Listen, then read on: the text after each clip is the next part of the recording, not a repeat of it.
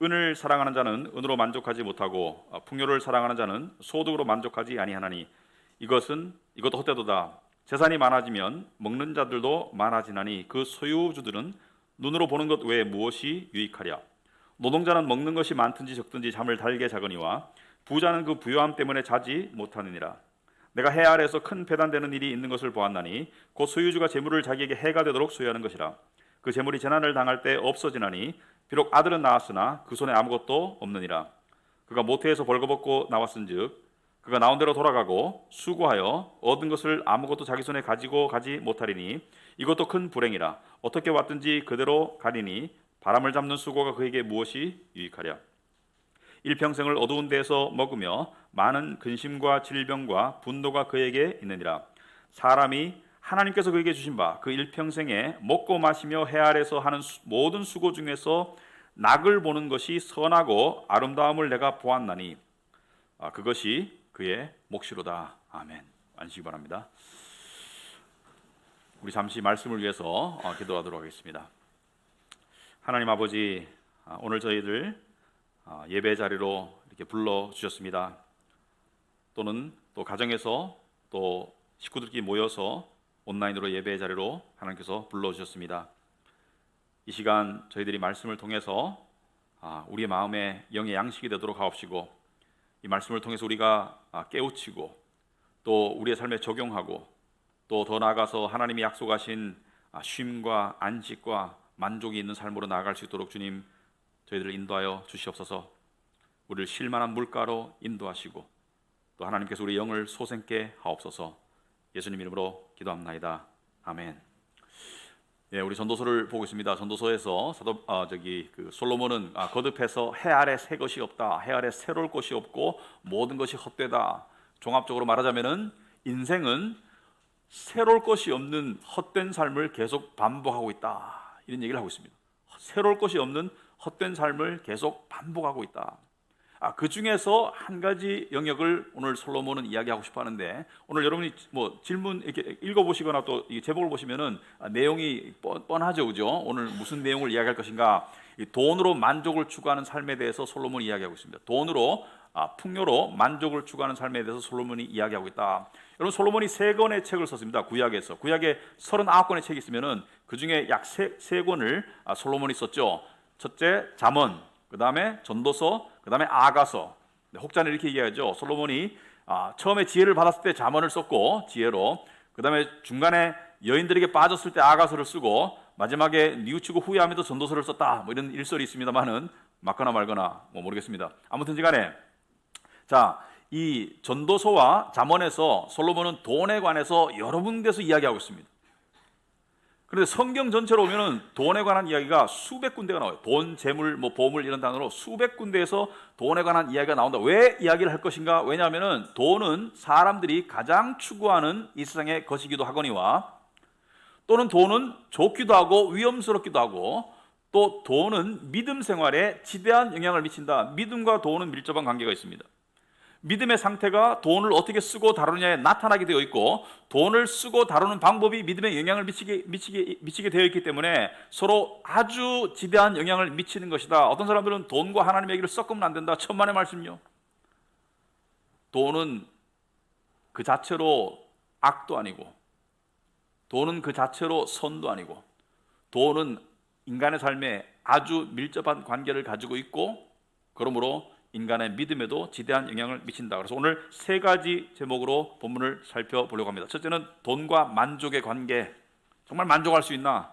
두 번째는 돈의 고통과 허탈, 돈이 어떻게 고통스럽고 허탈할 수 있는가? 세 번째, 돈으로부터 어떻게 자유를 누릴 수 있는가? 오늘 한 번의 설교가 우리의 모든 문제를 해결할 수 없고, 돈과의 씨름은 평생을 가야 하지만 일단 우리가 돈에 대해서 좀 지혜를 가지는 게 필요하다. 이러한 제목으로 본문을 나가기 전에 돈의 순기능과, 오늘 본문은 돈에 관한 좀 부정적인 면, 돈의 좀 악한 면, 돈의 허탈한 면, 이런 것을 부각하기 때문에 돈에 관한 긍정적인 면을 먼저 우리가 한번 살펴보자. 간단하게, 첫째, 돈은 필요한 것이죠. 두말할 필요가 없죠. 노동에 대한 신성한 대가가 돈이고, 돈을 통해서 의식주를 해결하고 병원비, 교육비, 여러 가지 돈은 필요하죠.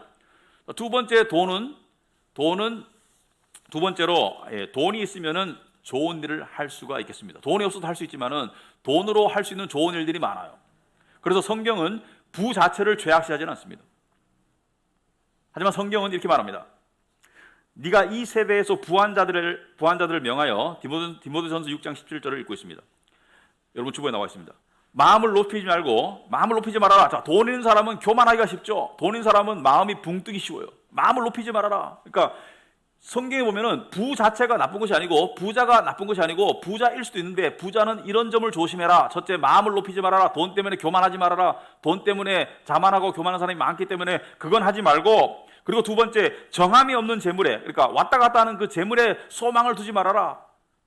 돈에 소망을 두고 돈에 궁극적인 소망을 두지 말아라. 믿는 자들이여, 이렇게 어떻게 하라고요? 오직 우리에게 모든 것을 후히 주사 누리게 하시는 하나님께 두며, 그 재물이 하나님께 왔기 때문에 하나님께 소망을 두고 선을 행하고 선한 사업을 많이 하고 나누어 주기를 좋아하며 너그러운 자가 되게 하라. 똑같은 말인데요, 돈이 있으면, 돈이 많으면 선을 행하라는 것이죠. 너그러운 자가 되라, 베푸는 자가 되라. 그래서 돈 있는 사람이 베풀고 선한 일을 할 때 하나님께 아름다운 것이다. 심지어 솔로몬은 잠언에서 재물이 많으면 친구가 많다. 물론 이 재물이 많다고 무조건 친구가 많은 것이 아니죠. 너그러운 부자가 되면, 선한 부자가 되면 사람도 따른다. 돈이 좋을 수 있다는 것이죠. 세 번째, 돈은요, 이러한 순기능이 있습니다. 돈은 마음을 표현하는 수단이다.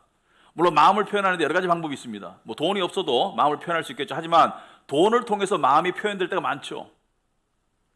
여러분들이 어떤 선물을 받았을 때, 또는 부조를 받았을 때, 또는 어떤 도움을 받았을 때 그 사람의 형편과 처지를 보고 저 사람이 마음을 쏟았는지 안 쏟았는지를 알 수가 있어요. 마음을 담아서 한 건지 아니면 그냥 대충 한 것인지 알 수가 있겠죠. 네 보물 있는 곳에 네 마음이 있다라고 예수님이 말씀하셨습니다. 보물과 마음이 같이 간다. 맨날 사랑한다면서도 밥 한 그릇 안 사줘. 사랑하는 거 아니겠죠, 그죠? 그 에이미 카마이클이라고, 제가 저번에도 얘기한 것 같습니다, 오래전에. 인도에 선교사로 가신 여자분인데, 인도에 가가지고 19세기에 가가지고 50년 이상 인도에 사시면서, 선교사님들이 보통 몇 년에 한 번씩 그 안식년을 나오는데 한 번도 안식년을 안 나왔어요. 거기서 그냥 뼈를 묻었어요. 그러면서 책을 여러 권 썼는데, 이 사람이 한 말 중에 유명한 말이 있습니다. 이 사람이 고아원을 운영했는데 많은 그 원조를 받았겠죠. 그런데 이 사람이 하는 말이, 사랑함이 없이 돈을 줄 수는 있어도 돈을 줌이 없이 사랑할 수 없다. 돈을 줌이 없이 사랑할 수 없다. 성경에도 비슷한 얘기가 나와 있죠. 네 이웃이 와가지고 내가 굶주리고 춥다고 말하는데, 아이고 따뜻하고 배불러라 말로만 립 서비스하면 그 사랑이냐? 실제로 도움을 줘야지. 에이미 카마이클이 하는 말이, 돈 안 주고 사랑한다고 할 수 있냐? 왜? 돈과 마음이 같이 가는 것이기 때문에. 그래서 돈은 이렇게 세 가지 정도의 순기능이 있다. 필요한 것이고, 좋은 일을 할 수 있고, 마음을 표현할 수 있습니다. 근데 돈은 또 굉장히 위험한 것이죠. 그래서 사도 바울은 디모데전서 6장에서 이렇게 말하고 있죠. 돈을 사랑함이 일만 악의 뿌리다. 돈을 사랑하는 것, 그러니까 돈을 사용하는 것이 아니고, 좀 이따가 차이를 말하겠지만, 돈을 사랑하는 것, 돈에게 올인하는 것, 돈을 갈망하는 그 마음이 되면 일만 악이라는 것은 모든 악의 뿌리다. 그래서 모든 악의 근원이 돈을 사랑합니다. 어떻게? 자, 교만도 돈을 사랑하면서 나오고요. 그리고 우월감도 돈을 사랑하면서 나오고요. 돈을 많이 가졌기 때문에. 그 다음에 돈을 많이 가지려고 거짓말도 하고, 돈을 많이 가지려고 사람을 이용하기도 하고, 돈을 많이 가지려고 심지어 살인도 하죠. 돈을 얻기 위해서 살인도 한다. 반대로, 나는 돈이 없어. 그러므로 나는 돈을 사랑하지 않고 돈 때문에 악도 안 생겨. 천만의 말씀이요. 돈이 없는데 마음이 열등감이 많이 들고, 돈이 없는데 사회에 대한 분노가 생기고, 돈이 없어서 불안하고, 돈이 없어서 불만스럽고, 이것도 또한 일만 악의 뿌리다. 돈을 사랑하는 사람은 돈을 많이 가진 사람이 아니에요. 돈을 사랑하는 사람은 돈을 가지거나 안 가지거나 관계없이 돈을 갈망하는 게 돈을 사랑하는 사람이에요. 사실은 돈을 사랑하는 사람 중에 돈을 많이 안 가진 사람이 훨씬 많다. 그러므로 가난한 자들은 돈을 안 사랑하고 부자는 돈을 사랑하는 사람이다. 천만의 말씀이요. 가난하거나 부자거나 돈을 사랑하는 마음은 똑같아요. 돈을 얻거나 못 얻거나 차이일 뿐이지. 반대로 돈을 가지고 있어도 돈을 안 사랑하는 사람도 있어요. 아주 희귀하지만 아름다운 부자도 있을 수가 있다. 그리고 두 번째, 이 돈을 사랑하고 악이 나오는 것은 믿는 자들도 예외가 아니다. 그래서 디모데 전서 6장 10절의 중간에 보시면은, 이것을 탐내는 자들이, 이 돈을 탐하는 자들이 미혹을 받아, 미혹이라는 것은 유혹을 당해서 믿음에서 떠나서 많은 근심으로서 자기를 찔렀도다. 믿음에서 떠나서 믿음에서 이렇게 이탈해가지고 근심으로 자기를 찔렀다. 돈을 사랑하게 되면은 평강하던가요? 근심하던가요? 믿는 여러분? 돈을 사랑함이 특별히 믿는 자들에게는 자기 자신을 자해하는 자살용 칼로 작용할 수 있다. 아주 무서운 말입니다. 자기의 영혼을 찌르는 자살용 칼로 사용이 될 수 있다. 돈을 사랑함이. 자, 그래서 오늘 세 가지를 아까 말씀드린 살펴보겠다. 첫째, 돈과 만족의 관계. 자, 오늘 10절부터 보겠습니다. 자, 은을 사랑하는 자는 은으로 만족하지 못하고 풍요를 사랑하는 자는 소득으로 만족하지 못하나니 아니하나니 이것도 헛되도다. 여기서 말하는 은이란 단어는 진짜 은이 아니고요. 이 성경이 쓰여질 솔로몬 시대 당시의 은이란 단어는 돈이란 단어가 혼용되었어요. 그러니까 은이 돈이에요. 그래서 영어 성경은 은이라고 번역 안 해서 silver라고 번역 안 하고 영어 성경이 뭐라고 되어 있습니까? money, 돈이라고 되어 있죠. 영어 성경은 대부분의 번역이 돈을 사랑하는 자는 he who loves money 이렇게 되어 있지 he who loves silver 이렇게 안 되어 있습니다.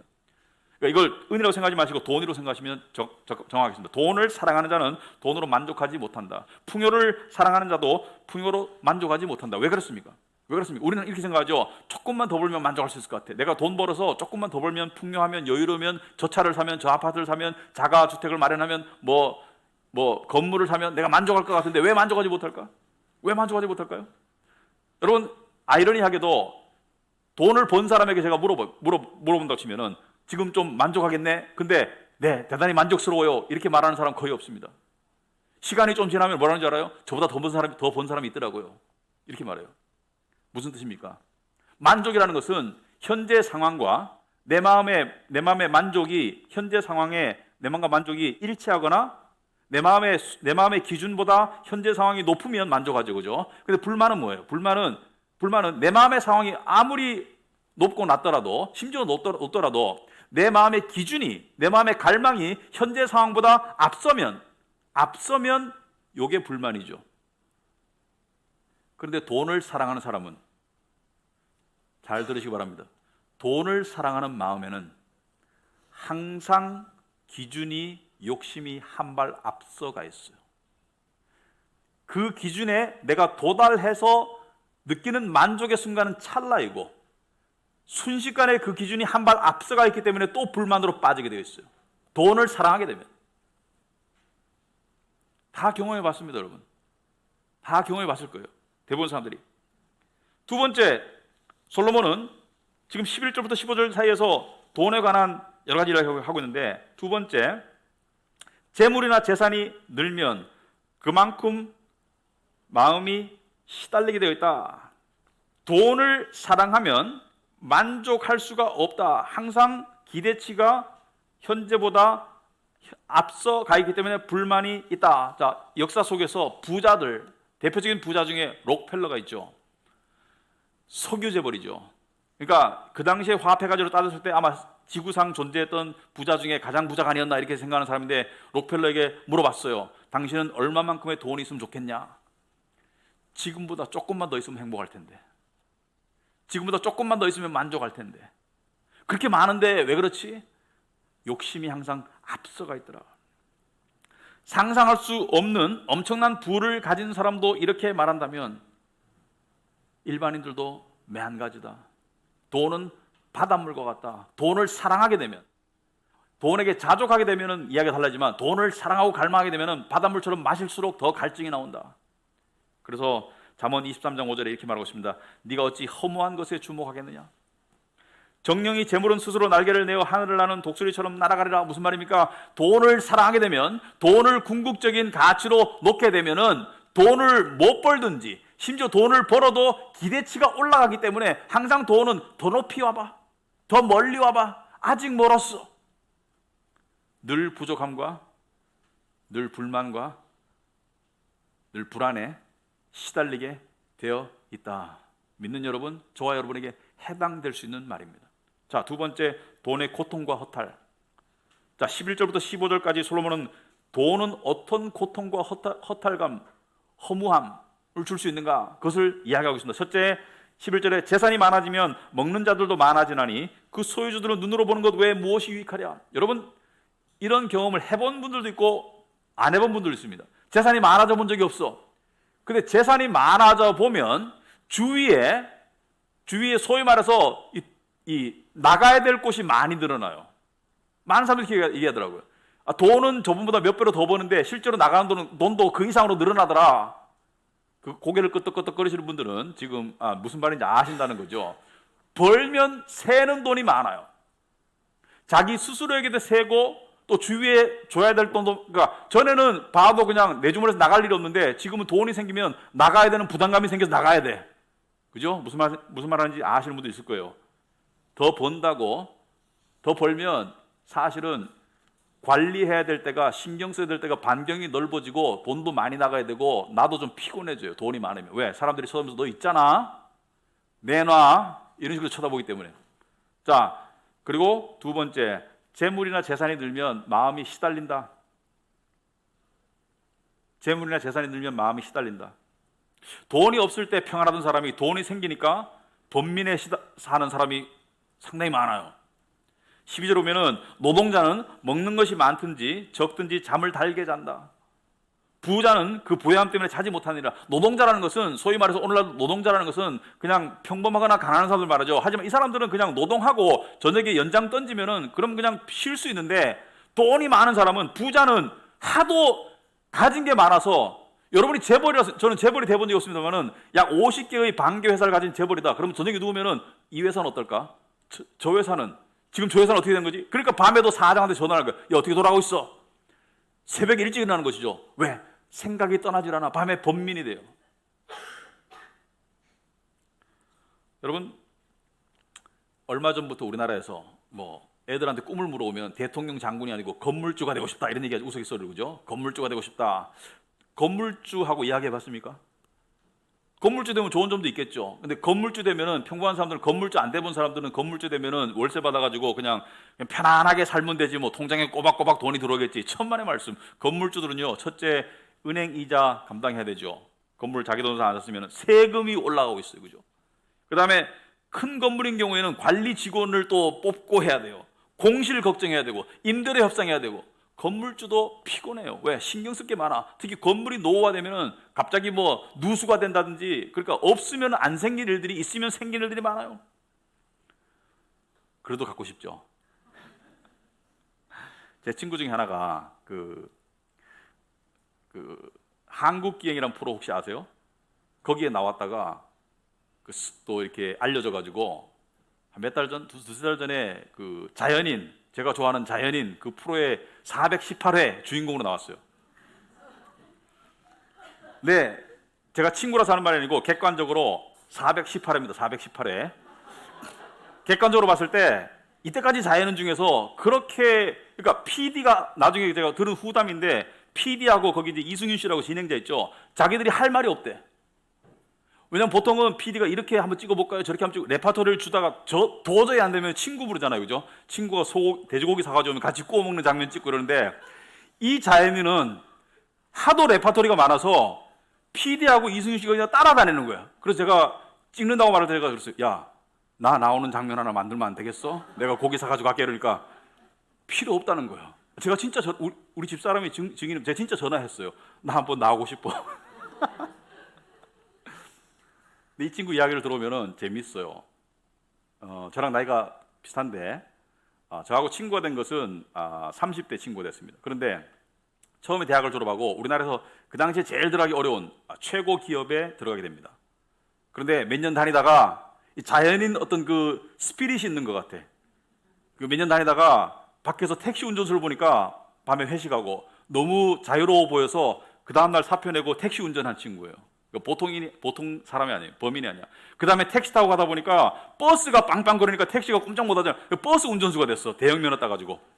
그러다가 이제 결혼하고 짧게 말하자면, 저를 만났을 때는 제가 이제 같은 업종에 있다가 이제 교회 이제 전도해가지고 교회를 좀 꽤 다녔어요. 지금도 왔다 갔다 해요. 그런데 그 당시에 사업이 잘 돼가지고 돈을 많이 벌어가지고 건물도 가지고 4층짜리 건물도 잘 나가다가 그러면 주식에 투자해가지고 수년 만에 있는 건물, 있는 재산, 신용불량자 될 정도로 탈탈탈 다 털리고 지리산 고향으로 돌아갔어요. 그래서 자연인에 나온 거예요. 자연인에 나온 사람 공통점이 있죠. 근데 제가 이 친구를 만나면은 느끼는 게 있습니다. 아니 이거는 자연인에 출연하기 전에도 제가 계속 아는 친구니까 만나면은 너 근데 쫄딱 망고 다니죠. 약 올리고 쫄딱 망고 다니까 좀 편해 보이는데 진짜 편하냐 그러니까 진짜 편하대요. 진짜 편하대요. 전에 막 이렇게 아웅다웅 할 때보다 지금이 사실 마음이 더 편하고 여유롭고 요즘은 막 자연인 프로 보세요. 활도 쏘러 다니고 돈은 없는데 내가 보니까 야, 돈도 없는데 뭐 활도 쏘러 다니고 뭐 삼겹살 먹으러 다니고 너 어떻게 하고 올 수 있냐? 다 생긴답니다. 산에 있으면 또 생긴대요. 뭐 약초도 캐다 팔고 생긴대요. 일부러 그렇게는 안 하겠지만은 제가 속으로 야 부럽다.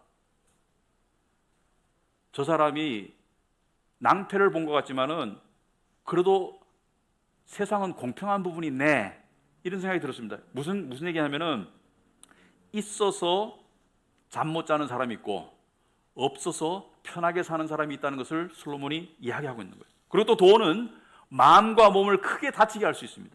크게 다치게 할 수 있어요. 어떻게?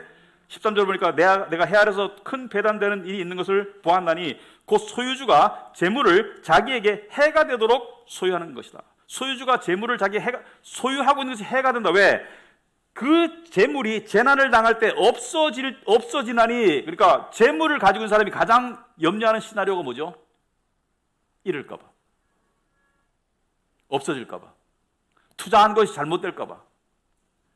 재물을 가진 사람이 가지고 있다가 그 재물을 날리게 될 때 그 상실감이나 그 충격은 가지고 있는 액수에 비례하더라, 일반적으로. 그래서 큰 재산을 가지다가 망한 사람은 화병으로 죽는 경우가 많더라.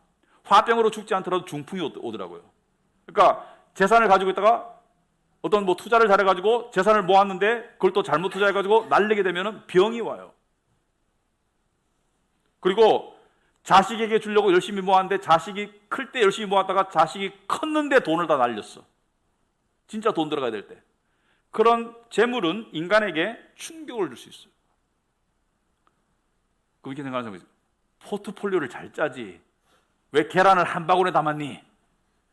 부동산, 주식, 채권, 예금, 뭐 포트폴리오를 잘 짜야 될 거 아니야. 포트폴리오 아무리 잘 짜도 소용없다고 솔로몬이 이야기합니다. 빨가벗고 왔으니까 벌거벗고 죽는다. 빈손으로 왔으니까 빈손으로 가는 게 인생이야. 그렇게 말하죠. 15절에 그가 모태에서 벌거벗고 나왔은즉 그가 나온 대로 돌아가고 수고하여 얻은 것을 아무것도 자기 손에 가지고 가지 못하리라.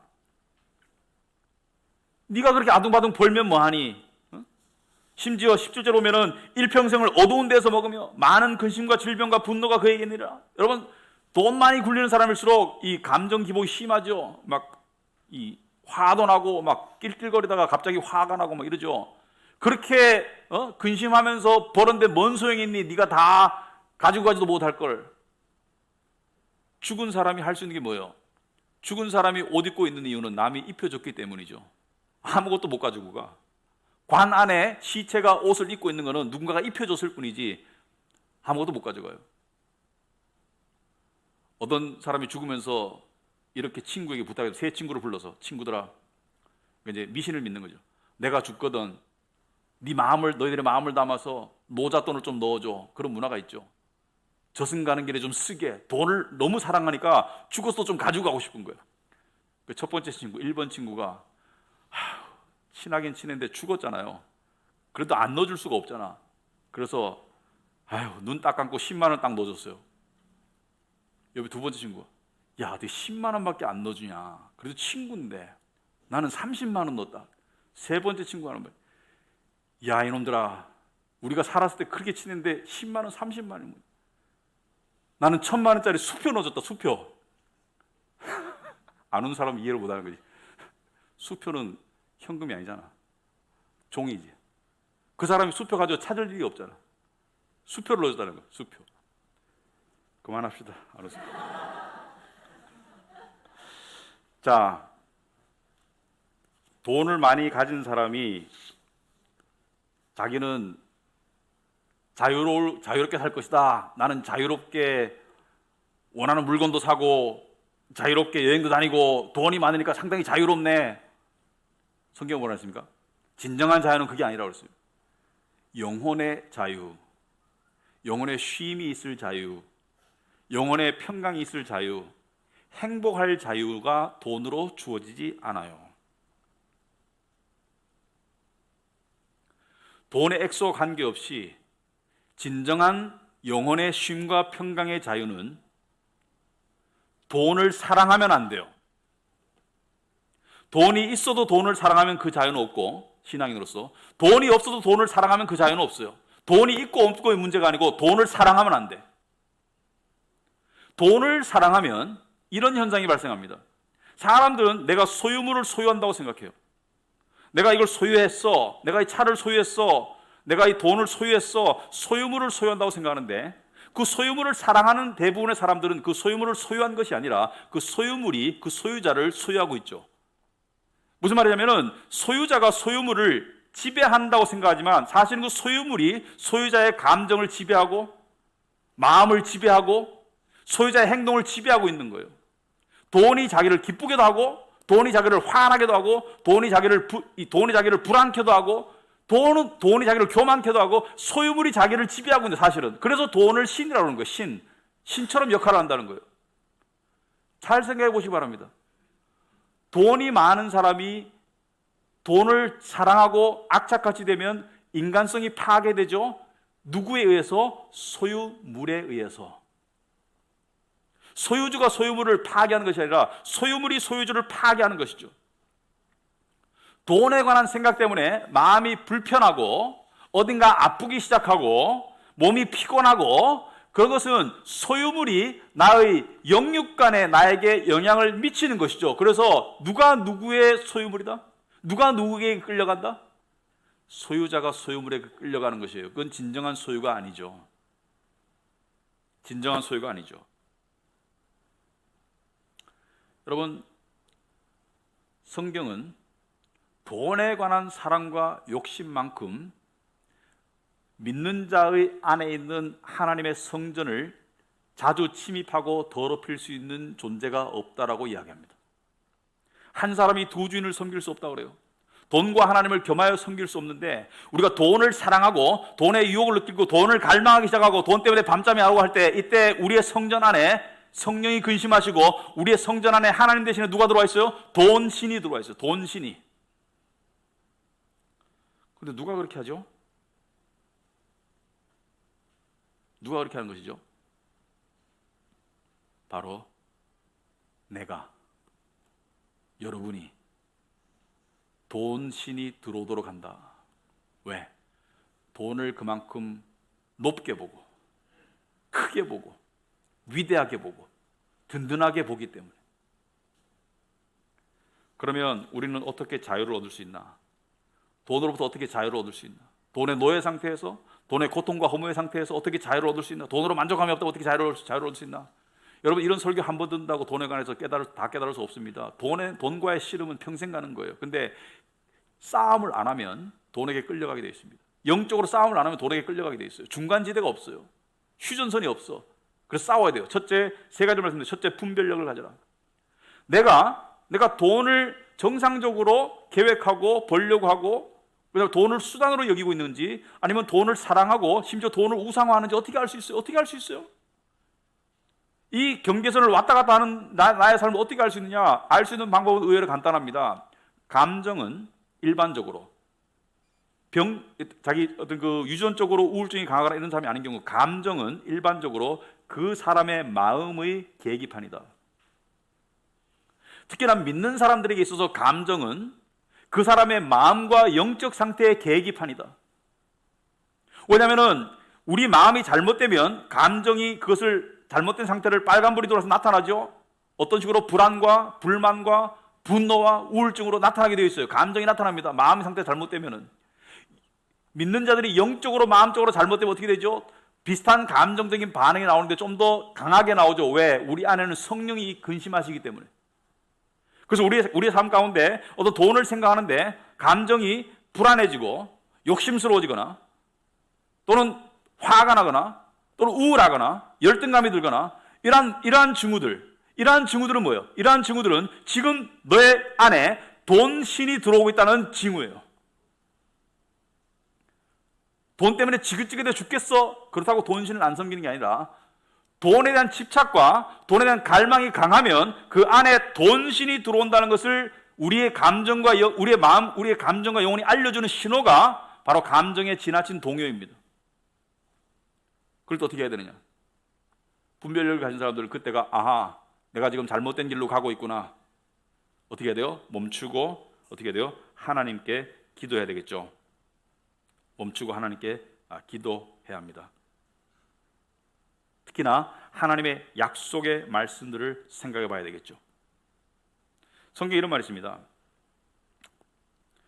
마태복음 6장 25절에 그러므로 내가 너에게 이르노니 예수님께서 목숨을 위하여 무엇을 먹을까 무엇을 마실까 몸을 위하여 무엇을 입을까 염려하지 말라. 목숨이 음식보다 중하지 아니하며 몸이 의복보다 중하지 아니하냐. 무슨 말이냐면은 무엇을 먹을까 무엇을 마실까 무엇을 입을까 염려함으로 네 몸을 네 정신을 파괴하고 있구나. 네가 돈에 대한 걱정과 돈에 대한 갈망 때문에 네가 마음적으로 심지어 육체적으로 망가지고 있구나.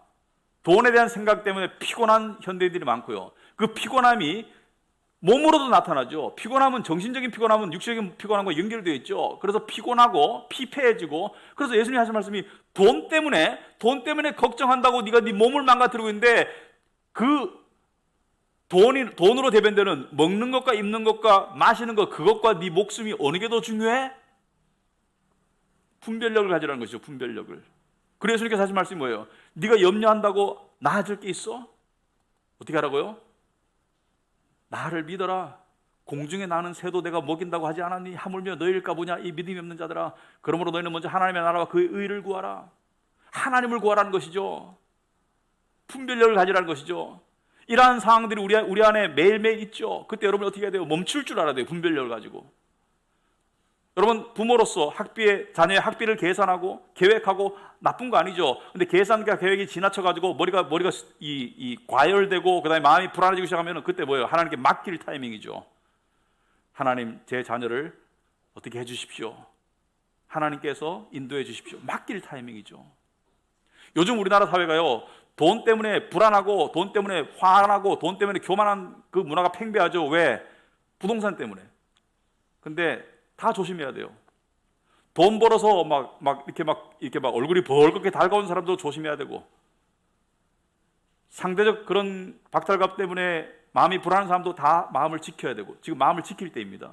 영적인 싸움을 싸워 나가야 돼요. 안 그러면 우리가 돈에게 계속 딸려가고 시달려가는 노예 상태가 됩니다. 조심해야 될 시기입니다. 둘째, 돈은 분명히 누리라고 주신 것이다. 섬기라고 준 것이 아니다. 돈을 누리는 것과 섬기는 것의 차이가 뭐냐? 여러분 18절에 사람이 하나님께서 그에게 주신 바 그 일평생에 먹고 마시며 해 아래서 하는 모든 수고 중에서 낙을 보는 것이 선하고 아름다움을 내가 보았나니 그것이 그의 몫이로다. 자, 여기서 말하는 솔로몬은 여러 가지 이야기인데 먹고 마시며 해 아래서 수고하는 가운데 낙을 누려라. 선하고 아름다운 것이다. 자, 죄악된 낙이 아니면 먹고 마시며 그 낙을 누리는 것이 좋은 것이다. 자, 그런데 그럼 난 돈이 있어야 먹고 마시지 이렇게 생각하는 사람들은 첫 번째와 마지막을 읽어봐라. 그의 몫이 있다. 그리고 그에게 주신 바, 그죠? 주신 바 몫이 있다는 것이죠. 어떤 사람은 돈이 세상적으로 많이 주어진 사람이 있고 어떤 사람은 덜 주어진 사람이 있는데 하나님께서 하신 말씀은 그 많고 적음의 차이는 상관이 없다. 네 몫을 가지고 얼마든지 누릴 수 있도록 내가 만들었다. 오매하신 하나님께서 아멘. 이걸 믿어야 됩니다, 여러분. 제가 예를 하나 들어볼까요? 여러분 예를 들어서 돈이 별로 없어서 뭐 돼지고기도 뭐 그렇게 싼 건 아니지만 돼지고기 주물럭을 먹는 사람하고 한우 1+1불 2불을 먹는 사람하고 어느 사람이 더 만족할까요? 만약에 한우를 먹으면서 나는 이건 얼마든지 먹을 수 있는 교만한 마음과 그리고 너무 자주 먹어가지고 식상한 마음으로 먹는 사람하고 아이고 맨날 김치찌개 먹다가 돼지갈비 먹는 그 마음하고 누가 더 맛있을까요? 한번 생각해 보세요. 음식의 값과 만족은 항상 비례하지 않습니다. 30년 전에 먹었던 짜장면이 지금 짜장면보다 객관적으로 더 맛있을 리는 없어요. 근데 훨씬 맛있게 기억되는 것은 저 같은 나이의 사람에게 그것에 만족하고 그게 귀했기 때문이죠. 제가 인도에 1990년대부터 2000년대까지 여러 번을 들락날락거리면서 인도를 가면서 느낀 게, 인도의 그때 아이들이 하루에 한 끼를 못 먹었습니다. 그래서 고아원을 시작했거든요. 하루에 3끼를 먹이기 위해서, 학교를 보내기 위해서. 근데 한 끼를 먹는 아이들을 제가 갈 때마다 살펴보면 참 신기한 게, 짜파띠라고 해가지고 이 어떤 곡물로 이렇게 이 브라운 색깔로, 그죠? 브라운 색깔로 이렇게 납작하게 구운 건데, 그 안에 아무 무슨 우리 김치전처럼 재료가 들어간 게 아니고 그냥 곡물로 그냥 구운, 그냥 아주 단순한 그건데, 그게 매일매일 먹는 음식이에요. 매일, 오늘도 짜파띠, 내일도 짜파띠, 어제도 짜파띠, 있으면 감사해. 근데 그거 먹는데 얼마나 맛있고 행복하게 먹는지 몰라요. 근데 물어봤습니다. 얘들 이거 맨날 먹는데 이게 맛있냐고 그러니까 굉장히 맛있답니다. 왜? 이거밖에 모르기 때문에. 이거라도 귀하기 때문에. 낮고 자족하고 감사한 마음으로 먹는 음식이 교만하고 풍요 속에 쩌든 사람이 먹는 그 어떤 음식보다 더 맛있을 수 있다. 마음을 낮추면 나에게 주어진 분복이 있다. 여러분, 부자 되려고 힘쓰고 부자 되는 게 아닙니다. 제가 살아보니까 하나님이 주신 몫이 있더라고요. 그 몫을 그냥 만족하고 사는 게 가장 좋은 삶의 지혜입니다. 그래서 남의 것을 보면서 자기의 것을 한탄하는 것은 불행으로 가는 지름길이고, 자기 것을 만족하는 것이 이게 진정한 신앙의 삶입니다. 사도 바울은 내가 부함에 처할, 풍요에 처할 줄도 알고 내가 어려움에 처할 줄도 아는 일체의 비결을 배웠다고 그랬죠. 이것이 중요한 것이지, 돈에 많고 적으면 우리가 할 수 있는 부분이 별로 없어요. 마지막으로 저는 이 본문을 통해서도 우리가 복음을 생각해 봐야 된다. 더 큰 보물을 우리가 생각해 봐야 된다. 무슨 말이냐? 여러분, 돈이 왜 신앙인의 삶에서도 이렇게 우상처럼 역할을 하느냐? 왜냐하면 돈이 보물이거든요, 사실은. 여러분, 보물입니다. 왜냐하면은 이 세상에 온갖 종류의 보물이 있겠죠. 금도 있고 다이아몬드도 있고 좋은 차도 있고 보물, 사람들이 보물처럼 여기는 칩도 있고 있겠죠. 하지만 결국에는 다이아몬드와 칩을 바꾸자고 할 때 어디를 거쳐야 돼요? 돈을 거쳐야 돼요. 이 다이아몬드는 얼마짜리고 이 집은 얼마짜리지? 이 차를 팔아서 이 땅을 사고 싶다. 이 차는 얼마고 이 땅은 얼마지? 항상 돈으로 내려와가지고 돈으로 값어치를 매겨야 되죠. 그러므로 돈이 모든 것의 근본적인 보물이에요. 그리고 돈은 유동성 자체입니다. 아무리 좋은 집을 가지고 있어도 갑자기 그 집을 가지고 내가 원하는 다른 집을 살 수가 없어요. 왜? 팔려야 사지. 그러니까 돈으로 변신돼야지 살 수가 있죠. 그러므로 돈이 보물이죠. 이 세상의 대부분의 것들을 돈으로 얻을 수 있어요. 물건들 다 얻을 수 있고요. 심지어 사람들의 서비스, 사람들의 복종 다 얻을 수 있습니다. 돈 많으면 보디가드도 만들어가지고 그냥 의시되면서 다닐 수 있잖아요. 돈으로 살 수 있는 게 많아요, 이 땅에서. 그러니까 보물이니까 사람들이 안 원할 수가 없죠. 보물을 안 원할 사람이 어디 있는가? 솔직히 보물을 안 원할 사람이 어디 있습니까? 나는 돈은 안 원하고 나는 최신 스마트폰을 원해. 나는 좋은 자동차 나는 갖고 싶어. 나는 한강변에 한강이 보이는 아파트 한 채 갖고 싶어. 다 돈이죠. 돈이면 다 돼. 누가 안 원하겠어요? 나는 내 자식 좀 좋은 교육 시키고 싶어. 돈이에요. 누가 안 원하겠어요? 하지만 돈이 절대로 가져다 줄 수 없는 것이 있다는 것을 믿는 사람들은 기억해야 되겠습니다. 이 세상에 많은 것들을 돈이 가져다 줄 수 있는 보물이면 분명하지만 영원한 가치가 있는 것들은 돈은 절대로 가져다 줄 수도 없고 가까이 갈 수도 없습니다. 천국, 구원, 하나님의 은혜, 하나님의 자녀되는 신분, 돈으로는 절대로 가져다 줄 수가 없죠. 가져다 줄 수가 없죠. 그러므로 돈은 한계가 있는 것이죠. 그러면 무엇이 인간으로 하여금 이 세상과 비교할 수 없는 영원한 생명, 무엇이 인간으로 하여금 천국을 가져다 줄 수 있는가? 바로 예수 그리스도이죠. 그래서 예수 그리스도를 성경은 보물이라고 그러죠. 보물, 보배, treasure. 사도 바울은 고린도후서 4장 7절에서 우리가 이 보물을 질그릇에 가졌다. 질그릇은 우리를 말하는 거예요. 흙으로 만든 질그릇 안에 우리가 이 보물을 가졌다. 보배 예수 그리스도를 가졌다는 것은, 왜냐하면 이것을 가지고 있으면은 천국이 우리 것이고 영생이 우리 것이고 하나님의 자녀되는 것이 우리 것이고, 또 하나 중요한 것, 여러분, 세상 사람들이 아무리 돈을 아끼는 사람도 아낌없이 쓰는 순간이 옵니다. 그것이 언제예요? 결혼식도 아니고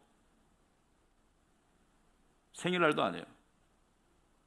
바로 자기가 병들었을 때, 그 병을 고치기 위해서는 미리미리 좋은 거 사 먹지만, 병들었을 때는 돈이 얼마가 들든지 간에 생명을 연장하기 위해서는 아낌없이 씁니다. 왜? 생명이 죽으면 돈이 무슨 소용이 있느냐? 아낌없이 쓰는 게 돈이에요. 그러니까 생명 앞에 돈은 무릎을 꿇을 수밖에 없어요. 사망 앞에 돈은 무릎을 꿇을 수밖에 없는데, 여러분, 우리가 가지고 있는 보물은, 예수 그리스도는 영원히 죽을 수 없는, 영원히 썩지 않는 영광스러운 부활의 몸을 가져다주는 보물이죠.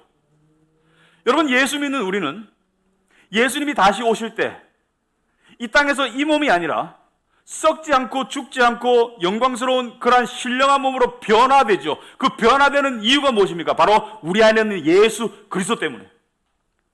그래서 예수님을, 이 비밀은 골로새 2장 1장 27절에 너희 안에 계신 그리스도니 곧 영광의 소망이다. 영광의 소망이다. 왜? 돈으로 살 수 없는 영광은 영원한 것이죠. 영원한 영광을 돈으로는 살 수 없지만 이 그리스도 때문에 우리가 영광을 받을 수 있고, 부활의 영광, 천국의 영광을, 하나님의 자리에 가는 그 영광을 얻을 수 있기 때문에 우리가 믿는 자들이 보물을 우리 안에 가지고 있다. 보물을 원하는 마음이 이것에서 흡족함을 누릴 때 세상의 보물을 향한 견눈질이 줄어들고 잦아들 수 있다고 저는 생각합니다. 여러분, 한번 상상해 봅시다. 제가 우스갯소리를 하고 싶은 말이 아니고, 누가 여기 5만 원짜리를 한 상자를 가져왔어요. 10억을. 여러분, 10억 본 적 없죠? 현금으로. 5만 원짜리 다발을 100장이면 500만 원. 그 100장짜리 묶음이 10개면 5천만 원. 100개면 5억. 200개밖에 안 돼요. 200개를 담아왔어요. 그리고 여러분이 이야기합니다. 지금 이 자리에서, 지금 교회를 떠나서 앞으로 절대로 예배드리러 안 오실 분들, 온라인이고 뭐 현장이고 간에 예배 안 드리시고 앞으로 기독교와 결별하실 분에게는 이걸 드리겠소. 생각해 보기 바랍니다. 10억이면 여러분이 무슨 외제차를 원하는지 모르겠지만 살 수 있어요. 그리고 10억이면 좋은 아파트를 사지는 못하더라도 이사 갈 수 있을 거예요. 전세로. 할 수 있는 일들이 많아요. 10억이면 여러분의 자녀에게 최고의 교육을 시킬 수 있습니다. 받으시겠어요? 그런데 만약에 누가 배팅을 더했어. 100억. 지금부터 예수 안 믿기로 하고 앞으로 예수 예자도 안 부른다고 결심하면 100억 줄게. 100억이면 여러분이 원하는 아파트 살 수 있습니다. 한강변이 보이는 주상복합 넓은 데 살 수 있어요. 100억이면 아마도 여러분이 그렇게 지긋지긋하게 생각하는 직장 이제부터 안 나가도 돼. 그냥 은행에 꼽아놔도 살 수 있어. 100억이면 평생 아마 허튼 짓 안 하면 편하게 살 수 있을 거예요. 지금 떠나면, 지금 예수를 떠나면. 당연히 떠나야지라는 생각을 하시는 분이 있다면 예수님을 아직까지 안 믿는 분이시겠죠. 예수 믿는 사람은 안 떠납니다. 10억 줘도 교회를 못 떠나고 100억 줘도 믿음을 못 떠납니다. 아니 100억을 100개 줘도 안 떠나요. 왜? 사람이 온천하를 얻어도 자기 목숨을 잃으면 무슨 소용이 있냐고 예수님 말씀하신, 우리는 영생을 가졌는데 100억이 아니라 100조를 줘도 우리는 바꿀 수 없죠. 왜? 우리는 더 가치 있는 영생을 가졌는데. 여러분, 그것을 가졌다는 것을 알고 믿는다면 이 세상에 돈을 추구하는 그것이 미련하다는 것을 우리가 생각할 줄 알아야 됩니다. 잠시 지나가는 세상에서 좀 더 가지고 덜 가지고 그렇게 아둥바둥하는 시간에 나에게 주어진 것이 무엇이냐? 그리스도 예수 안에서 나에게 주어진 것이 무엇이냐? 질그릇, 나같이 아무런 자격 없고 볼품없는 질그릇 안에 주어진 보물이 무엇이냐? 여러분, 분명히 말하지만 우리가 안 떠나요. 그러나 우리가 안 떠나서 안 떠나는 게 아니고 우리가 못 떠나죠. 왜? 예수님이 안 놔주기 때문에. 세상의 보물은 내가 버릴 수도 있고 나를 떠날 수도 있지만 우리 안에 있는 보배의 예수는 내가 버릴 수도 없고 예수님이 안 떠나요. 떠나질 않아요.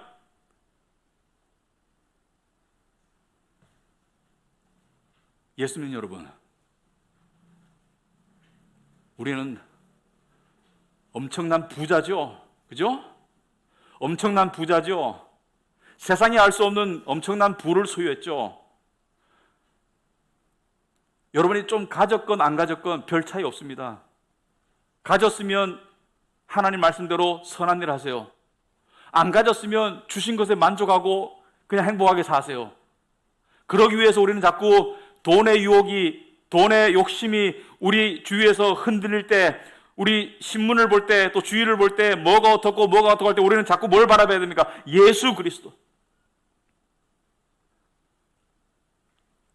저는 이번 주에 부활을 묵상했었습니다. 목요일 밤에 부활을 묵상하고 금요일 날 예배 때는 부활을 설교했습니다. 기독교 신앙의 핵심이더라고요. 가슴이 부풀어 올라요. 그 영광스러운 몸을 내가 입을 때 그때 모든 세상에 나를 끊임없이 괴롭히는 모든 것들이 다 끊어지고 사라지고 오직 주만 바라볼 그날, 그것이 여러분과 저에게 약속된 소망입니다. 그것이 우리의 보물입니다. 그 모든 일을 예수 그리스도께서 하셨습니다. 아멘. 기도하겠습니다.